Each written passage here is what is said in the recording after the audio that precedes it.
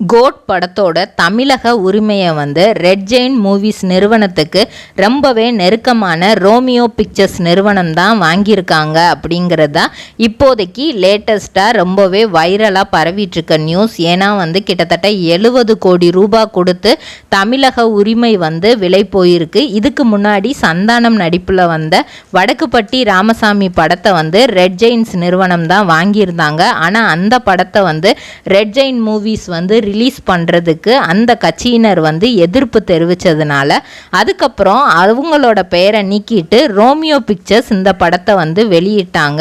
இப்போது த கோட் படத்தை வந்து ரெட் ஜெயின் மூவிஸ்ட இருந்து ரோமியோ பிக்சர்ஸ் வாங்கியிருக்காங்க அப்படிங்கிறது விஜய்க்கு தெரியுமா தெரியலையா அப்படிங்கிறது வந்து தெரியல.